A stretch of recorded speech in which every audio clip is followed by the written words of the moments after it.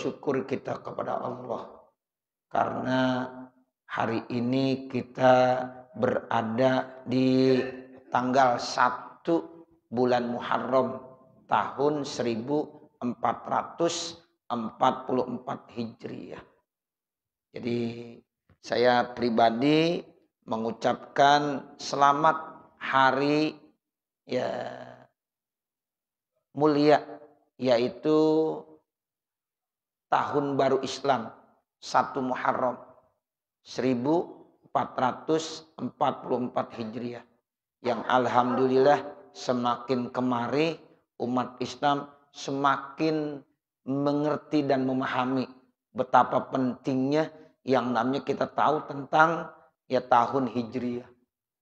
Selama ini kita banyak yang nggak paham, nggak tahu.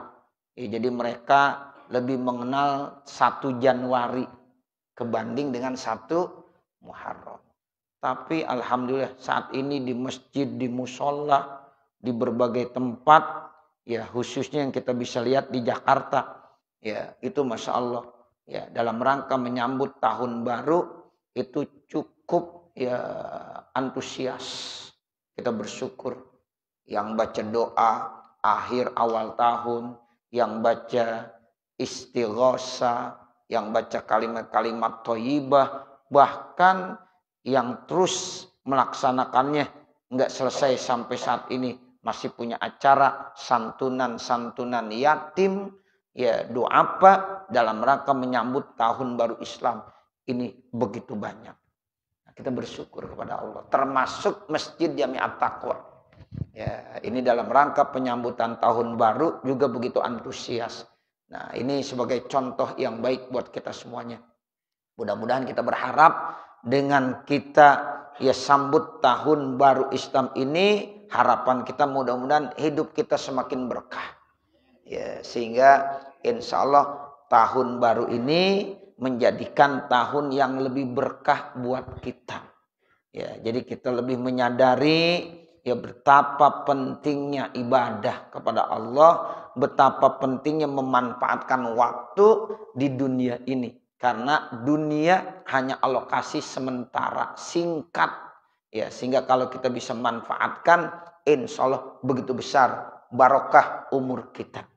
Nah, Bapak, Saudara, mudah-mudahan kita berharap tahun baru ini akan lebih baik lagi buat kita. Artinya ibadah kita semakin baik. Jadi hari ini harus lebih baik dari hari kemarin. Hari esok harus lebih baik dari hari ini. Nah, seperti itu. Mudah-mudahan Allah panjangkan umur kita. Allah sehatkan badan kita. Allah luaskan rezeki kita. Allah mudahkan dalam segala urusan-urusan kita, sehingga mudah-mudahan insya Allah Allah terus bisa memberikan satu nilai yang terbaik buat kita. Khairun nas man tala umru wa hasuna amalu. Manusia yang terbaik itu ada manusia yang dikasih umur panjang kemudian diisi dengan amal-amal kebaikan. Jadi kita muhasabah terus. Di tahun baru ini kita banyak-banyak muhasabah, introspeksi, evaluasi diri. Sehingga mudah-mudahan dengan kita introspeksi, muhasabah, diri kita akan lebih semakin baik. Khususnya dinilai di sisi Allah Subhanahu wa ta'ala. Amin. Ya Rabbal Alamin. Kemudian kita lanjutkan materi kita pada kesempatan pagi hari ini.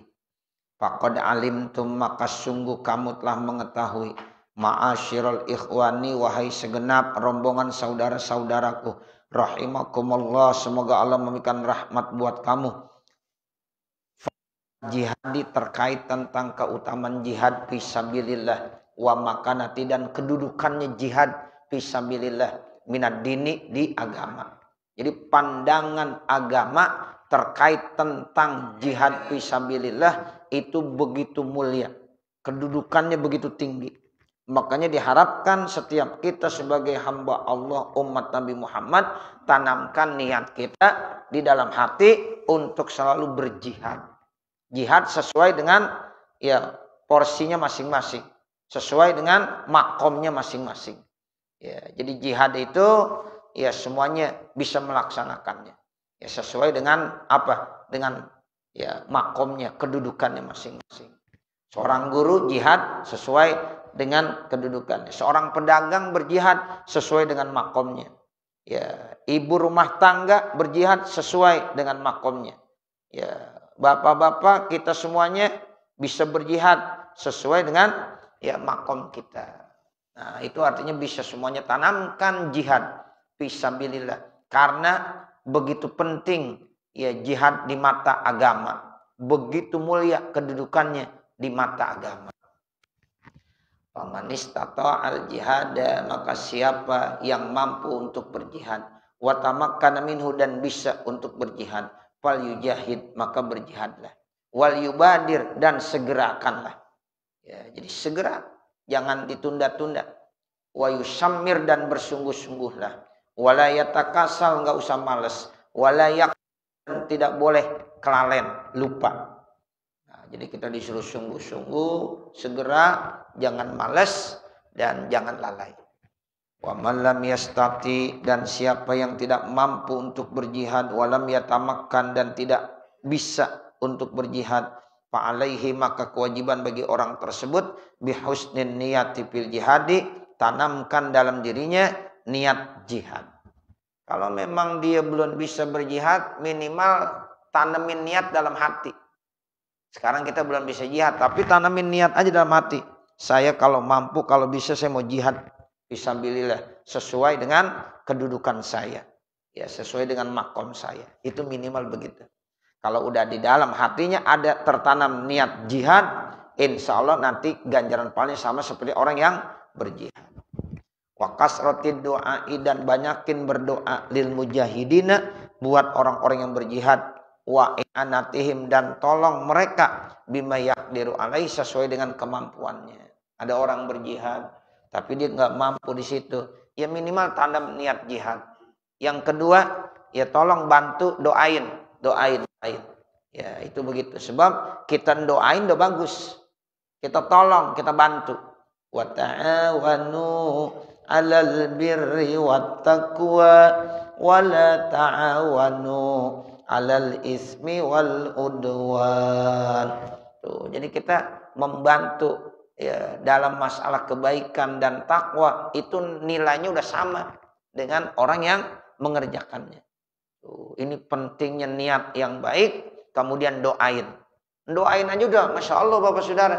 Kita doain aja nih, ya doain aja, itu udah punya nilai yang sangat tinggi di sisi Allah Subhanahu wa ta'ala. Wal yastaghil, dan sibukkanlah bimujahati nafsihi, dengan berjihad ya dirinya, wa hawahu, dan hawa nafsunya. Lawan tuh hawa nafsu. Jadi kita disuruh selalu tanamkan dalam diri kita untuk berjihad, lawan hawa nafsu. Fi ta'ati rabbi, dalam rangka taat kepada Tuhannya, wa maulahu, dan pimpinannya. Fa inna dzalika, maka sesungguhnya melawan hawa nafsu ya di dalam dirinya terus dalam rangka taat kepada Allah, ya itu semuanya min aqsamil jihadi, merupakan bagian daripada jihad. Kita melawan hawa nafsu aja Bapak, Ibu, Saudara, supaya kita terus ya taat kepada Allah, itu udah masuk bagian daripada jihad. Jihadun nafsi namanya. Jihad melawan hawa nafsu. Kan kalau kita mau taat itu berat. Sebab selalu dipengaruhi oleh nafsu kita. Itu nafsu begitu Bapak Saudara. Inna nafsala ammaratun bisu. Jadi hawa nafsu itu selalu mendorong manusia untuk berbuat dosa dan maksiat. Nah makanya suruh lawan tuh nafsu. Orang yang senantiasa bisa melawan hawa nafsunya dalam rangka untuk taat kepada Allah, itu udah termasuk bagian daripada jihad. Qala sallallahu alaihi wasallam, Rasulullah sallallahu alaihi wasallam bersabda, al-mujahidu man jahada hawahu, orang yang berjihad adalah orang yang berjuang melawan hawa nafsunya. Wal muhajiru, orang yang hijrah, man hajara manahahullahu anhu, yaitu orang yang meninggalkan apa yang dilarang sama Allah. Itu begitu. Jadi ada dua pengertiannya. Ada mujahid, ada muhajir. Kalau mujahid siapa? Orang yang melawan hawa nafsu. Itu masuk bagian daripada jihad. Dan ini bisa kita manfaatkan dan kita gunakan di saat-saat seperti ini. Ya, jadi siapa yang bisa melawan hawa nafsunya itu masuk dalam kategori jihad. Melawan hawa nafsunya untuk apa? Untuk dia bisa taat kepada Allah. Nah yang kedua ada istilahnya orang yang hijrah. Nah, seperti sekarang nih tahun hijriyah. Ya, jadi sahabat Umar bin Khattab menempatkan posisi ya ini bulan Muharram menjadi awal tonggak sejarah hijrah. Nah, hijrah itu apa? Hijrah itu di sini dijelaskan man hajara manahahullahu anhu. Orang yang meninggalkan apa yang dilarang oleh Allah. Jadi kalau kita udah bisa meninggalkan apa yang dilarang oleh Allah, itu namanya orang itu udah hijrah. Di saudara-saudara kita sekarang banyak istilah hijrah. Sudah hijrah nih. Nah, begitu. Sudah hijrah nih. Ya, begitu. Jadi pokoknya yang konotasinya tuh dia ya udah bisa meninggalkan yang dilarang oleh Allah. Dulu masih senang sama riba gitu. Sekarang sudah tinggalin dah riba, sudah hijrah. Nah, istilahnya begitu. Ya, sudah hijrah nih. Udah ninggalin ya hal-hal yang berbau riba. Ya, sebab banyak orang-orang yang masih suka dengan masalah-masalah ribawi. Ya, nah sekarang udah semakin sadar dia. Ya, dijauhkan.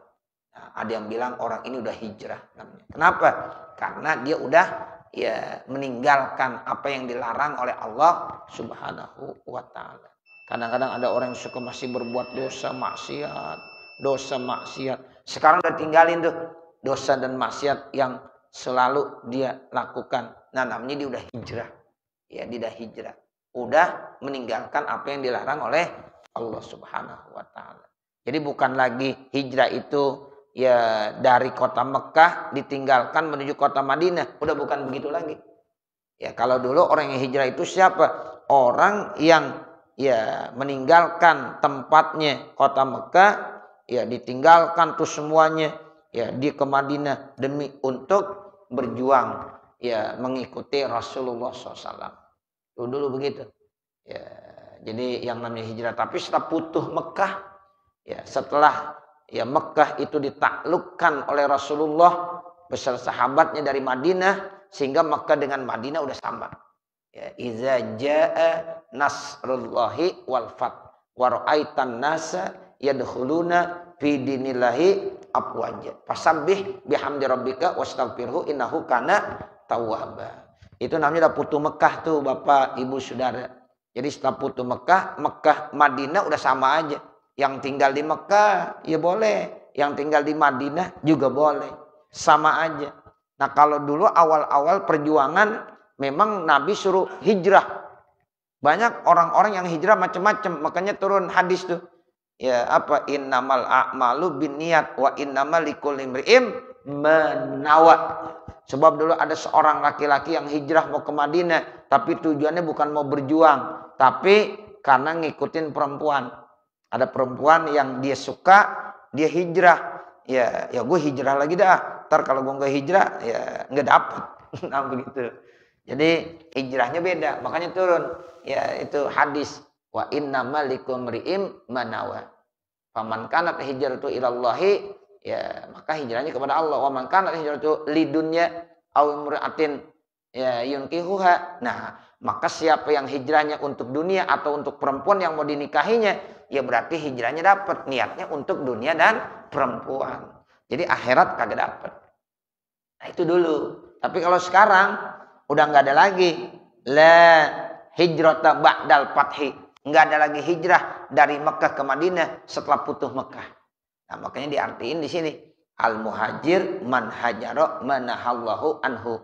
Jadi orang yang hijrah itu adalah orang yang meninggalkan apa yang dilarang oleh Allah. Kita orang Jakarta hijrah nggak bisa hijrah. Bagaimana? Selama ini kita masih suka berbuat dosa, selama ini kita masih bisa berbuat maksiat. Sekarang kita tinggalkan segala dosa-dosa yang kita sering lakukan. Ya perbuatan maksiat yang sering kita lakukan, berarti kita udah hijrah. Gitu. Dulu masih suka ya apa? ya judi, sekarang kita tinggalkan judi. Berarti udah hijrah. Kita masih suka minum yang memabukkan. Nah, sekarang kita udah tinggalkan. Nah, itu namanya kita udah hijrah. Kita dulu masih suka ya makan harta yang batil, ya secara curang, ya korupsi dan lain-lain sebagainya. Nah, sekarang kita tinggalkan. Berarti kita udah hijrah. Banyak tuh hijrah maknanya. Pokoknya hijrah itu adalah orang yang sudah mau meninggalkan apa yang dilarang oleh Allah. Jadi ada mujahid, ada muhajir. Ini dua-duanya istimewa. Ya, orang yang istimewa tuh mujahid dan muhajir. Orang yang jihad melawan hawa nafsunya dalam rangka taat kepada Allah. Orang yang hijrah, orang yang meninggalkan apa yang dilarang oleh Allah Subhanahu wa taala sehingga kehidupannya akan lebih baik lagi. Wa balagona, dan telah sampai berita kepada kami annahu alaihi salatu wassalam, sesungguhnya Nabi alaihi salatu wassalam qala, bersabda, li ba'di ashabihi, kepada sebagian sahabatnya, wa qad qadimu, dan mereka baru saja datang, minal jihadi, dari jihad. Jadi Nabi pernah bersabda di hadapan sahabatnya yang mereka sebenarnya baru pulang dari jihad. Raja'atum minal jihadil asghari ilal jihadil akbari jihadun nafsi. Kamu baru saja kembali dari jihad kecil menuju jihad yang paling besar. Yaitu apa? Jihad melawan hawa nafsu. Jadi dari hadis ini kita bisa artikan bahwa jihad melawan hawa nafsu itu jihad terbesar. Nabi sama sahabat-sahabat, bapak ibu, itu dia baru aja pulang perang melawan orang kafir. Selesai perang, sampailah di satu tujuannya. Rasulullah bilang begini, kita nih baru saja menyelesaikan jihad kecil. Sekarang kita mau menuju yaitu jihad besar. Kan para sahabat nanya itu, ya Allah, ini perang udah begini repotnya, susahnya, ya taruhannya jiwa, ya harta, ya tapi dibilang jihad kecil sama Rasulullah. Kemudian sekarang kita akan menuju kepada jihad besar. Sehingga ditanya, wa mal jihadul akbar ya Rasulullah. Apa yang dimaksud dengan jihad akbar itu ya Rasulullah? Lalu dijawab Rasulullah, jihadun nafsi, jihad melawan hawa nafsu. Tuh, berarti ini kita sekarang jihad akbar, Pak. Bukan jihad asghar. Kalau kita ngelawan orang kafir dulu zaman Rasulullah, jihad asghar. Tapi sekarang kita jihad apa? Jihad akbar. Melawan hawa nafsu. Hawa nafsu yang berat tuh. Ya, untuk taat sama Allah itu Masya Allah. Halangannya, rintangannya berat banget. Ya tuh begitu. Nah sekarang kita lawan tuh nafsu kita. Nah itu insya Allah kita namanya udah jihad akbar. Summa inna min akbaril kabairil mubiqati, sesungguhnya sebagian daripada dosa-dosa besar yang bisa menghancurkan, ya wa a'zamil jaraim al muhlikat, dan dosa-dosa besar yang bisa merusak, yaitu qitalul muslimin, membunuh orang Islam, liba'dihim ba'don, bagiannya kepada bagian yang lain. Seorang muslim kalau sudah berani membunuh orang muslim lainnya, ya karena satu kelompok dengan kelompok yang lainnya, wah itu udah termasuk melakukan perbuatan dosa-dosa yang paling besar dari yang besar. Dan itu bisa merusak tatanan kehidupan. Bahaya Bapak Saudara. Qitalul muslimin tuh. Jadi orang kalau udah saling bunuh, orang Islam membunuh orang Islam lainnya, dikarenakan satu kelompok, satu golongan, satu partai, nah ini bahaya. Ya, ini udah termasuk, ya dia melakukan dosa-dosa yang paling besar dari dosa-dosa yang besar, dan itu bisa merusak tatanan kehidupan. Itu namanya qitalul muslimin li ba'dihim ba'dun ala riyasah, mungkin karena ribut karena kepemimpinan, ya partai, golongan, wal mulki, kerajaan, wa huzuzid dunya, dan bagian-bagian dunia. Dulu kan pernah terjadi perang-perang tuh karena perebutan kekuasaan raja. Ya raja ini berebut dengan raja yang satu, perang. Padahal raja ini muslim, raja ini muslim. Nah sekarang bukan itu lagi, mungkin sekarang partai. Partai ini dengan partai ini, kelompok ini, kelompok ini. Ya Dia mengaku saya yang paling benar, kelompok saya, kelompok dia enggak benar. Akhirnya perang sampai membunuh. Wah, bahaya. Ya, ini udah rusak. Ya, ini udah benar-benar diperingati 14 abad yang lalu oleh Rasulullah. Jangan sampai orang Islam dengan orang Islam saling membunuh satu dengan yang lainnya disebabkan karena pangkat, jabatan, politik, ya, suku, ya, ataupun apa saja. Ya, untuk mendapatkan bagian-bagian dunia. Khuzuzid dunya itu artinya mendapatkan bagian dunia. Wal hamiyati wal asobiyah. Itu asobiyah itu artinya kesukuan, bela suku. Ya, bela golongan, bela kelompok. Ini kelompok ini ribut sama kelompok sana. Apalagi kampung ini ribut sama kampung sana. Wah, itu udah bahaya banget. Ya, jadi kita jangan sampai itu.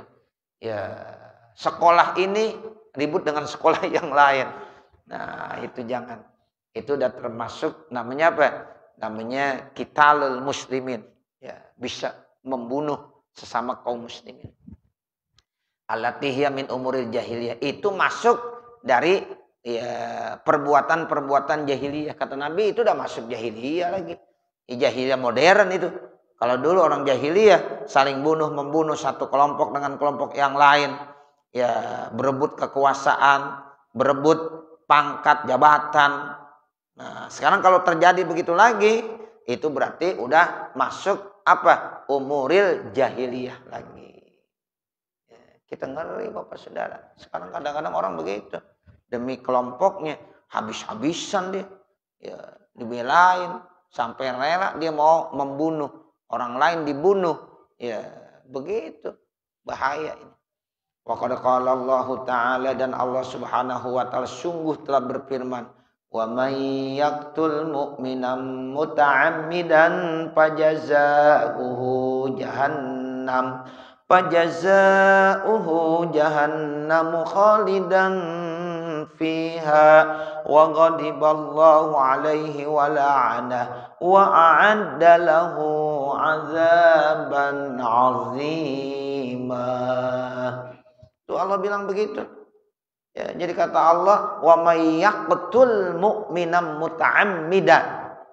Siapa-siapa yang membunuh satu orang mukmin, satu orang nih, bukan dua, bukan tiga, apalagi lebih. Siapa yang membunuh satu jiwa orang mukmin secara sengaja, fajazauhu jahannamu, maka balasannya apa? Neraka jahanam.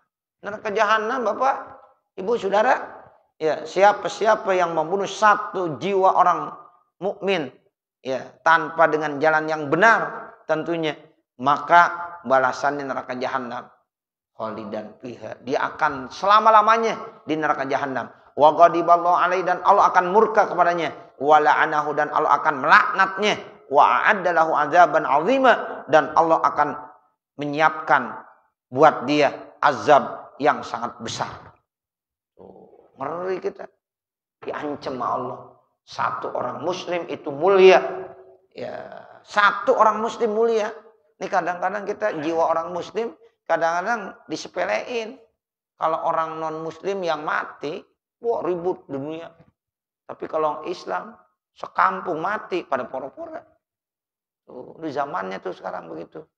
Ya Allah, kalau jiwa orang kafir satu aja mati, rame ribut terus.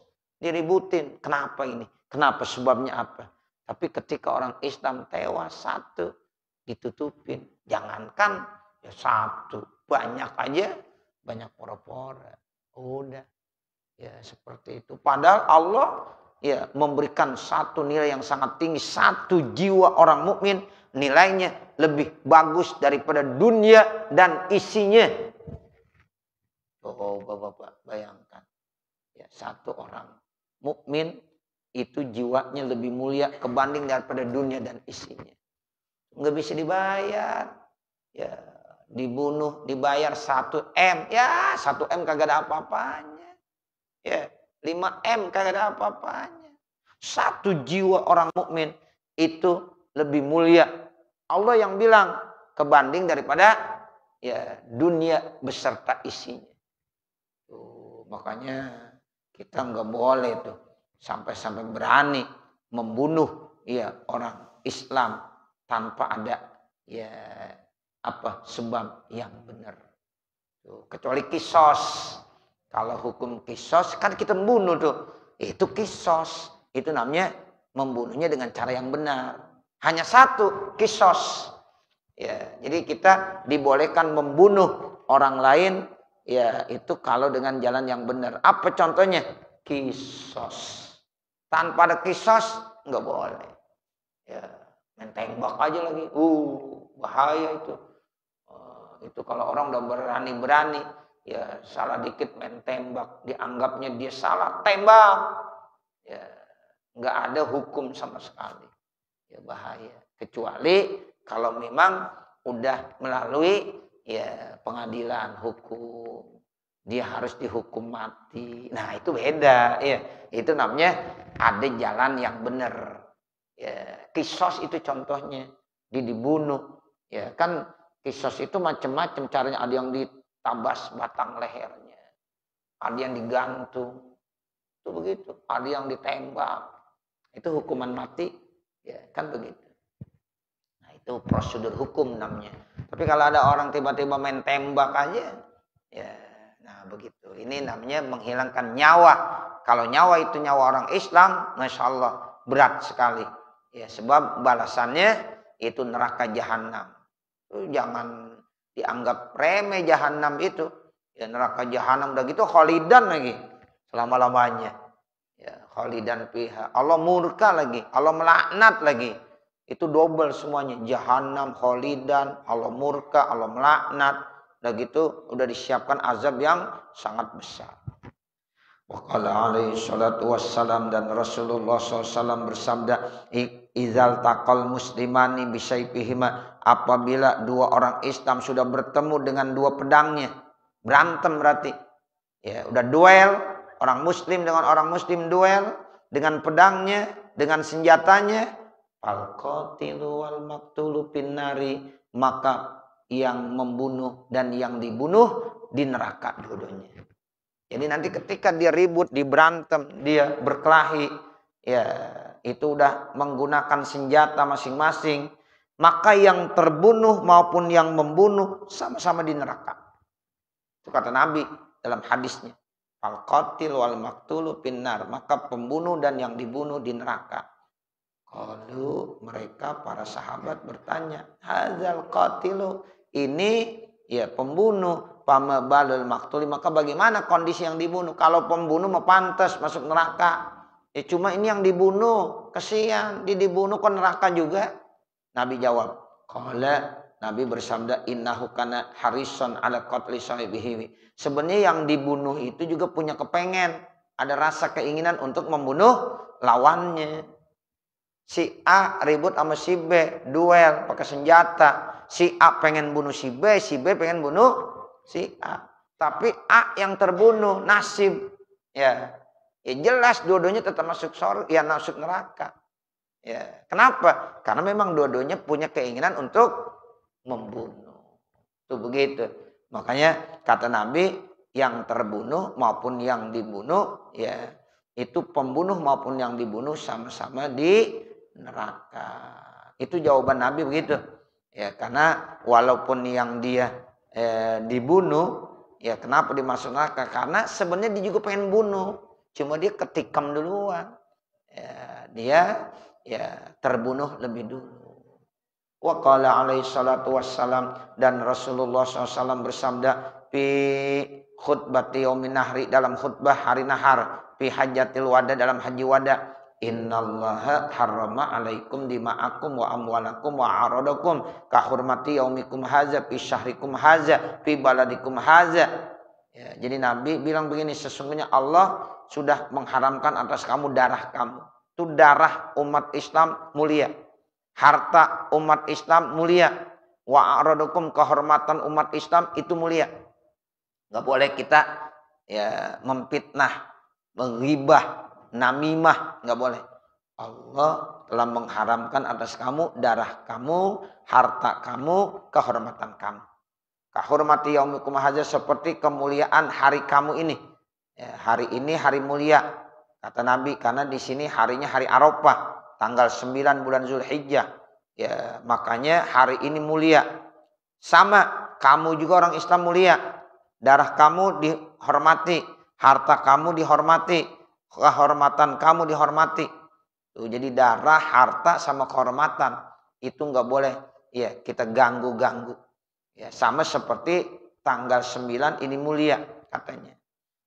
Fi syahrikum haja, di bulan kamu ini juga mulia, bulan Zulhijjah. Ya, itu mulia. Fi baladikum haza, di negeri kamu juga mulia, ini negeri Mekah. Disebut tanah haram. Ya, unzuru. Coba perhatiin. La ya tarji'u ba'di, jangan sampai kamu kembali setelah saya kufaron, menjadi orang kafir. Yadribu ba'dukum riqaba ba'din, yang akhirnya sebagian kamu saling menabas batang leher sebagian yang lain. Artinya saling berperang, saling ngeribut. Ya, karena apa tadi? Karena berebut harta, pangkat, jabatan, ya, ataukah membela golongan, partai dan lain dan sebagainya. Kata Nabi, jangan kembali lagi kamu setelah saya nanti jadi orang kufur seperti orang-orang jahiliyah. Seperti itu. Cukup saya kira. Nanti baru kita lanjutkan waqala alaihi salatu wassalam. Mudah-mudahan Allah ya senantiasa memberikan kemudahan-kemudahan sehingga kita bisa menerima ilmu-ilmu yang bermanfaat yang kita bisa amalkan tentunya dalam rangka pendekatan diri kita kepada Allah Subhanahu wa taala. Wassallallahu ala sayyidina Muhammadin wa ala alihi wa sahbihi wasallam. Walhamdulillahi rabbil alamin. Al-Fatihah. A'udzu billahi minasyaitonir rajim. Bismillahirrahmanirrahim. Alhamdulillahi rabbil alamin. Arrahmanir rahim. Maliki yaumiddin. Iyyaka na'budu wa iyyaka nasta'in. Ihdinas siratal mustaqim. Siratal ladzina an'amta 'alaihim ghairil maghdubi 'alaihim waladdallin. Rabbighfirli wa liwalidayya amin. Bismillahirrahmanirrahim. Alhamdulillahi rabbil alamin. Hamdan yuwaffi ni'amahu wa yukafi mazidah. Ya Rabbana lakal hamdu wa lakas syukru kama yanbaghi li jalali wajhikal karim wa li 'azimi sultanik. Subhanaka la nuhsi sana'an 'alaika kama asnaita 'ala nafsik wa lakal hamdu hatta tarda. Allahumma shalli 'ala sayyidina Muhammad wa 'ala ali sayyidina Muhammad. Allahumma inna nas'aluka ridhaka wal jannah wa na'udzubika min sakhatika wan nar. Allahumma shrah lana sudurana wa yassir lana umurana warham amwatana wasfi mardana waqdi hawaijana wahtim bisolihati a'malana birahmatika ya arhamar rahimin. Allahumma ya muhawwilal ahwal hawwil ahwalana ila ahsanil hal. Allahumma ya muhawwilal ahwal hawwil ahwalana ila ahsanil hal. Allahumma ya muhawwilal ahwal hawwil ahwalana ila ahsanil ahwal birahmatika ya arhamar rahimin. Rabbana atina fid dunya hasanah wa fil akhirati hasanah wa qina adzabannar. Wa sallallahu ala sayyidina Muhammadin wa ala alihi wa sahbihi wasallam. Walhamdulillahi rabbil alamin. Wassalamualaikum warahmatullahi wabarakatuh.